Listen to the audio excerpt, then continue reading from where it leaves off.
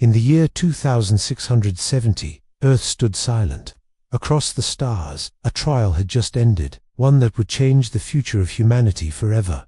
Inside the great halls of the Galactic Council, the oldest and most powerful alien species sat in judgment. Their faces were calm, but their eyes were cold. They had watched humans for centuries, seen their rise, their wars, their hunger for power. Now they had made a decision. The council leader spoke in a deep voice, translated into every known language. Humans are too violent, too unpredictable, too dangerous. We ban them from the galaxy. No contact, no travel, no trade. Earth will be locked forever.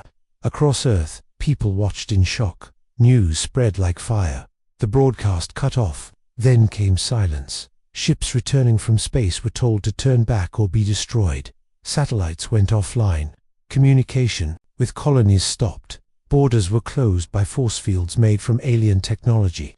Earth had become a prison, alone in the dark. Panic followed. Cities fell into chaos. Governments collapsed.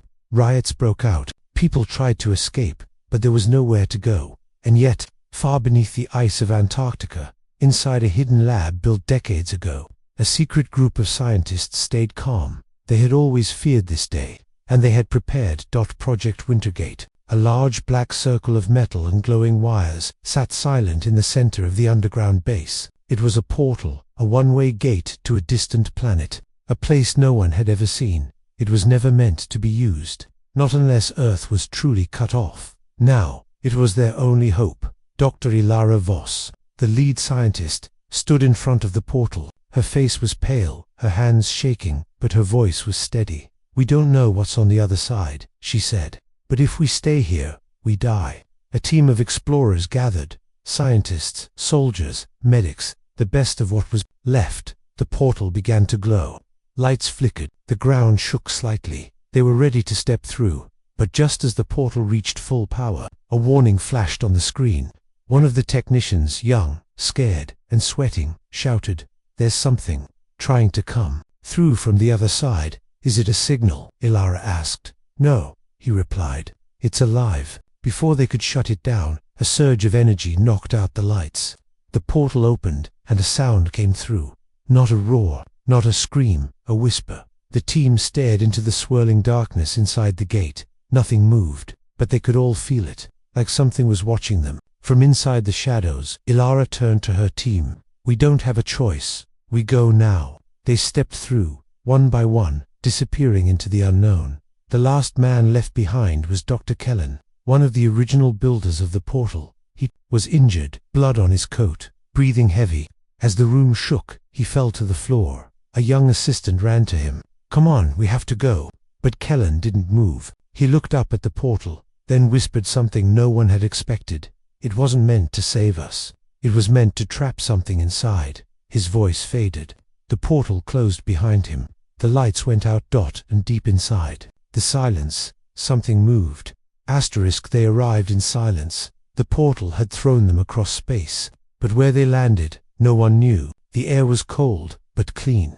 The sky was dark purple, with two moons hanging above like silent watchers. The land was quiet, too quiet. The team looked around. Tall black trees surrounded them, twisted and leafless. The ground was covered in soft, gray dust. No wind, no birds, no sound, just an empty, still world. Captain Rourke, the lead soldier, raised his weapon and scanned the area. "Stay alert," he said. "This place is wrong." They set up a small camp near the portal site. Lights were placed, tents were built, and yet everyone felt uneasy. The silence pressed down on them like a weight. A scientist named Mara walked a little further into the woods. She saw strange shapes on the tree bark, almost like writing, but not any language she knew. "Someone's been here," she whispered later. That day, they found it. A city. Not alien, human. Buildings stood half buried in dust. Their design was earth-made, metal, glass, solar panels. There were power stations, broken vehicles, even a sign in English, "Outpost Eden," but no people. Rourke stepped into the city square and looked around. "This wasn't in any file," he said. "No," Dr. Ilara replied. "Because we never built this, not officially." "How long has it been here?" asked Mara. Elara touched a wall and wiped off the dust.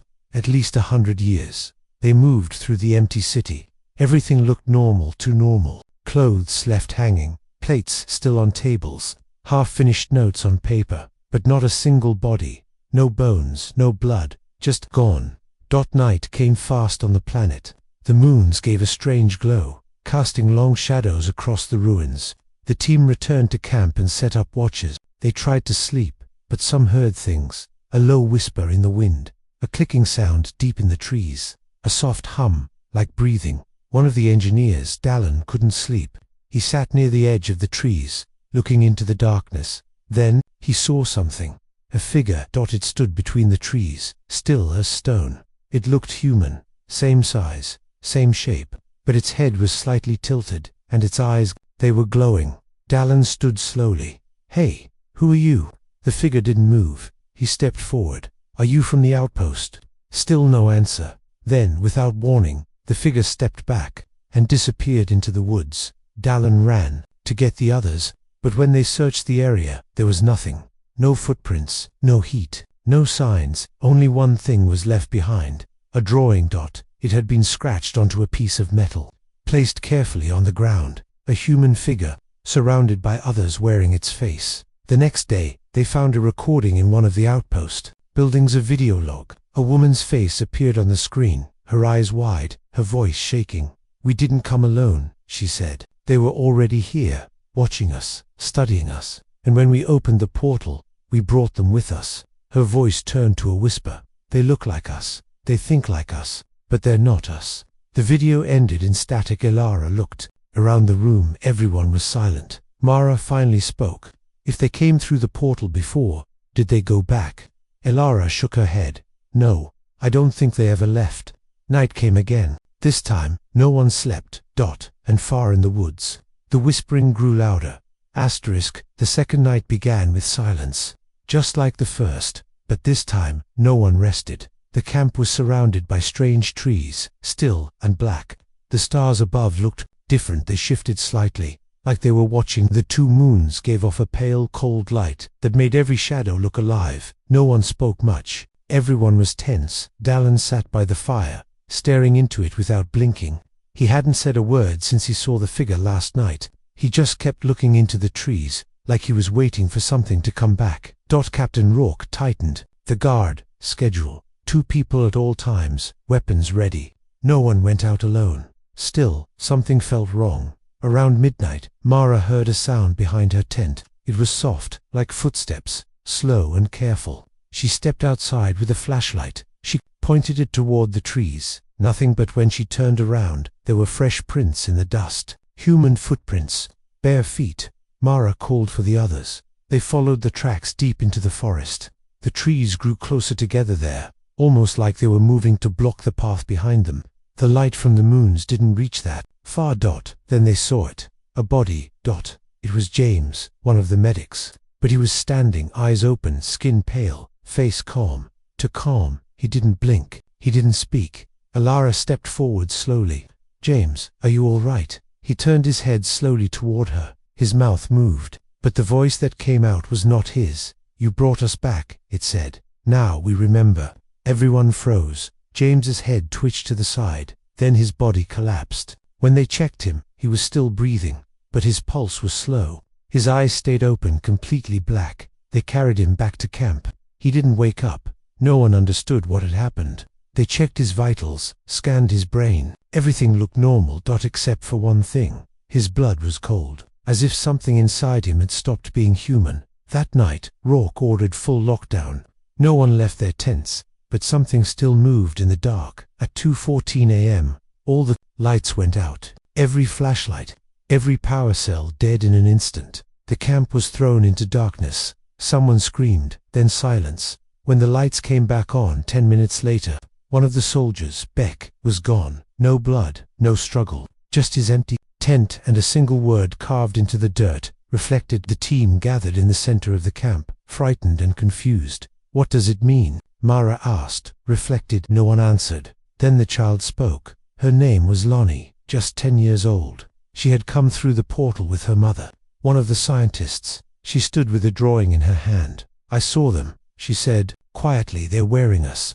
Everyone stared at her. She held up the drawing. In it, the team stood in a circle. Behind each person was a tall, shadowy figure, same size, same shape. But their eyes were too wide, their mouths too long, their fingers too sharp. They copy us, Lonnie whispered. They stand behind us first, then they step inside. The fire cracked.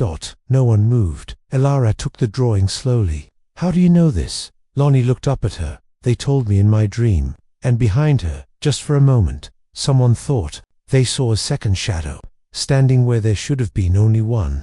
Morning came, but the sky stayed dark. The two moons had moved. One was now directly above the camp. The other had turned red, like a slow-burning fire in the sky. No one slept. James, the medic who had collapsed the night before, still hadn't woken up. His body was alive, but something in his mind had shut down. He just lay there, eyes open, lips slightly parted, breathing slow and even. Dr. Elara watched over him. She whispered softly, trying to reach him, but there was no response. It was like he'd gone too deep into some place no one else could follow. Rourke had the team prepare for movement. We can't stay here, he said. This camp isn't safe. They packed what they could and left the site. Their goal, the outpost, the strange human-built city they had found earlier. Maybe it had answers. The walk through the forest was quiet, except for the whispers. No one spoke, but the voices still came, soft, just behind their ears. The words didn't make sense. Some were in English.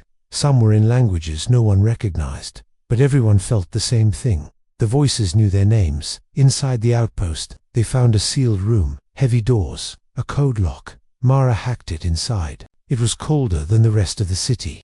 A backup generator was still working, barely. Lights flickered, screens buzzed. In the center of the room, there was a data core, a silver cube, humming gently. They plugged it into a reader.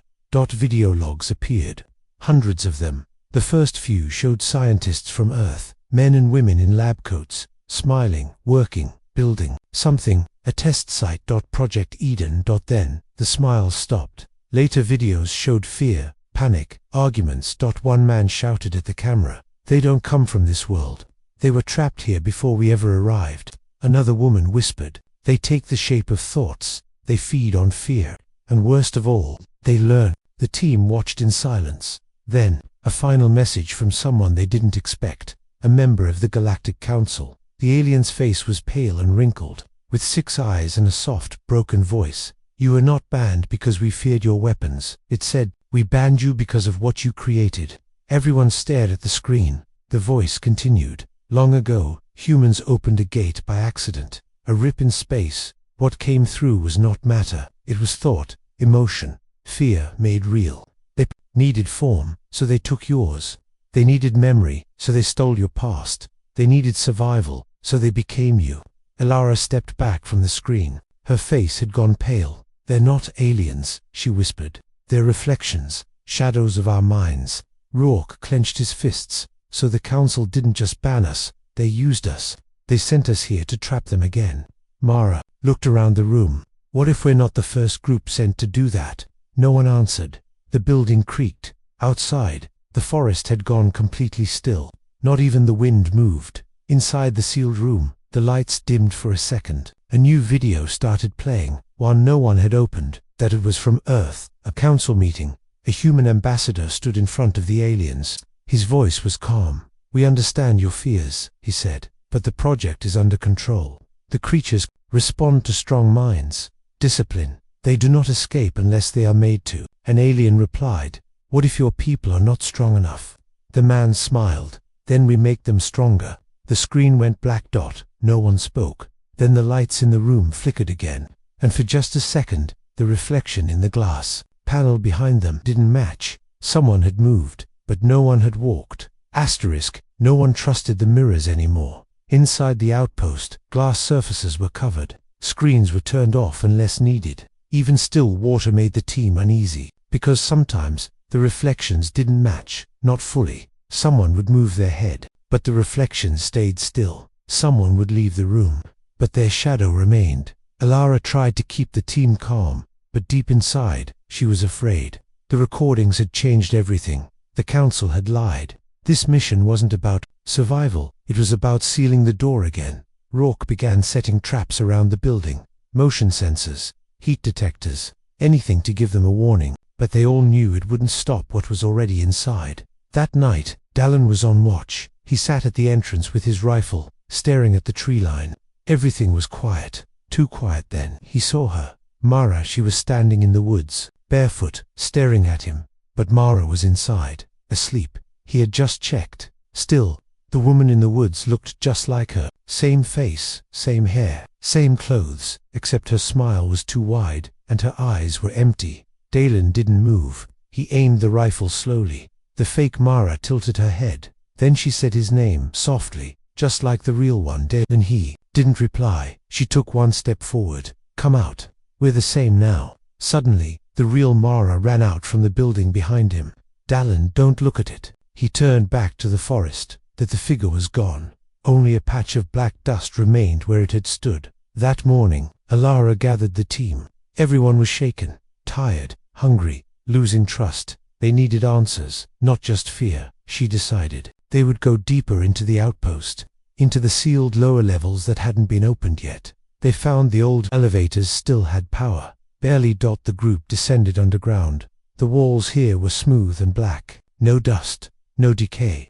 Something had been keeping it clean. As they reached the bottom level, they saw a door marked with a symbol none of them recognized. A circle inside a triangle, with 3 dots around it. The door opened. Inside. The walls were covered in screens, all showing human faces. Thousands of them. Some were laughing, some were crying, others were just staring. Mara gasped. Their copies. The screens flickered. Then the faces began to speak. All at once, their voices were soft, familiar. They spoke in every language at the same time. You left us here. You made us real. You forgot, but we remember. Then, one of the screens showed Illyra's face. She stepped back. That's not me. But the voice from the screen said something only she could know, a secret from her childhood, a memory she had never shared with anyone. How do they know that? Whispered Mara. There inside, Alara said slowly. Not just out there, but inside us. Suddenly, James, the silent medic, began to scream from the elevator behind them. He stood, his back arched, mouth opened wide, but the sound coming out wasn't his voice. It was hundreds of voices, all speaking at once. Rourke grabbed his arm. James, fight it. But it was too late. His skin began to stretch, like something inside was trying to get out. The lights flickered, and then James collapsed, silent again. But this time, something had stepped out of him. It looked like him. Same face, same uniform, but its skin was smooth like glass, and its eyes were black mirrors. It looked at Illyra, and it smiled. Asterisk. No one moved. The thing that stepped out of James looked exactly like him, but it wasn't him.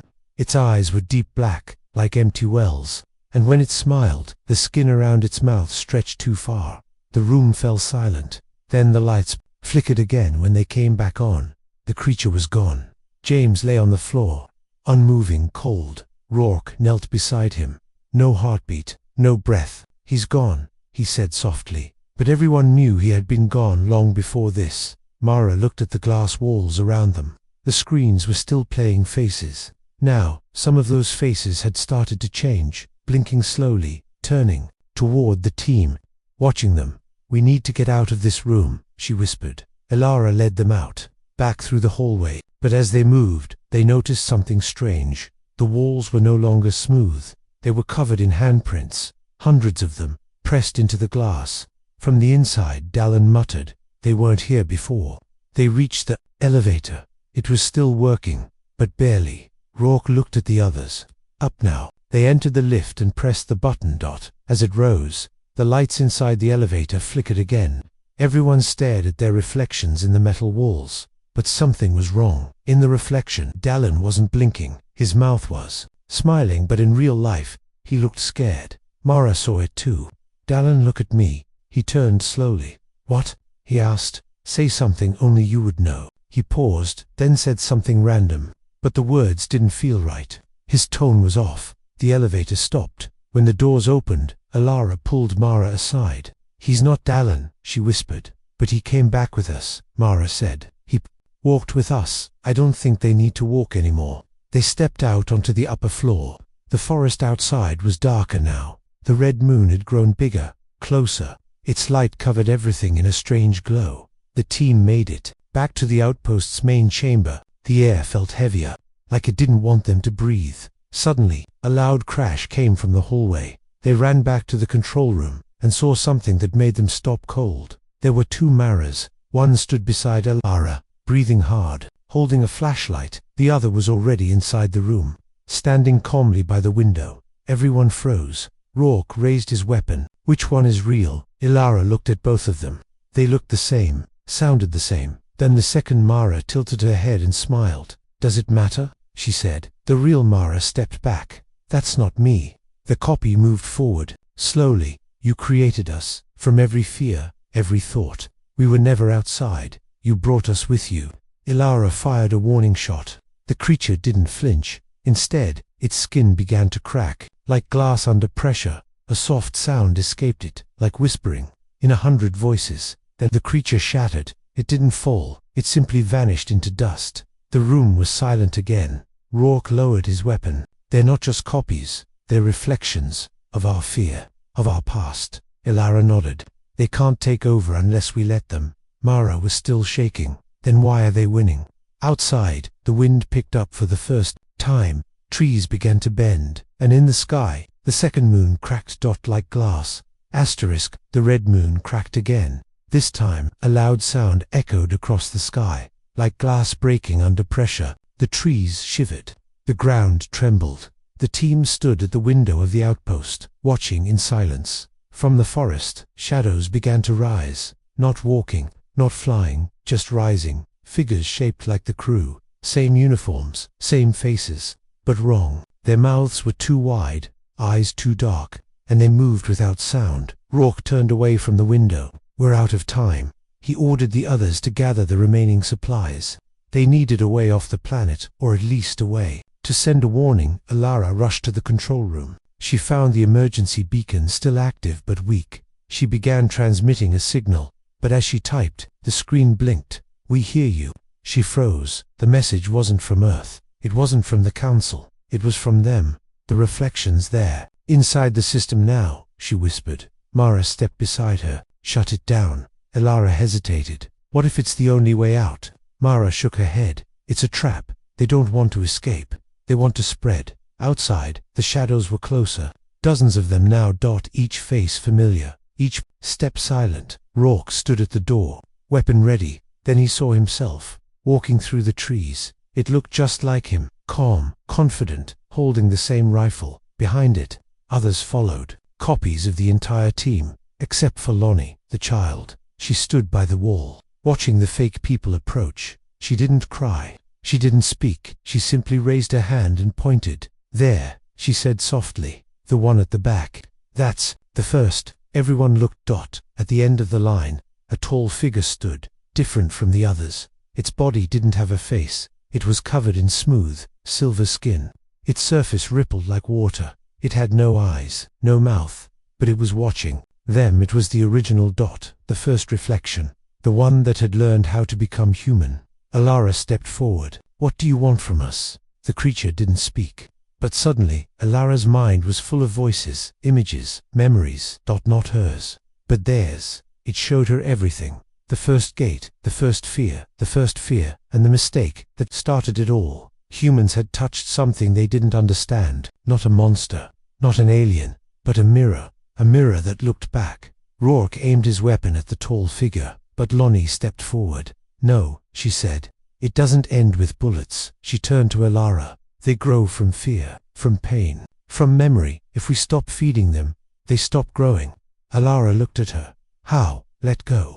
The red moon cracked again. This time it fell, shattering across the sky. The reflections screamed, a soundless wave of terror. They twisted and broke apart, like glass melting in fire. One by one, they vanished. The first reflection dissolved into silver dust. Silence returned. The team stood together in the dark forest. No more movement, no more whispers, only stillness. Rourke lowered his weapon. Mara wiped tears from her face. Alara held Lonnie's hand. The outpost lights came back on. The stars above were quiet again. They didn't know if they had truly won, or if the reflections were only hiding. But for now, the gate was closed. and the monsters born from inside had finally looked into the mirror and seen themselves.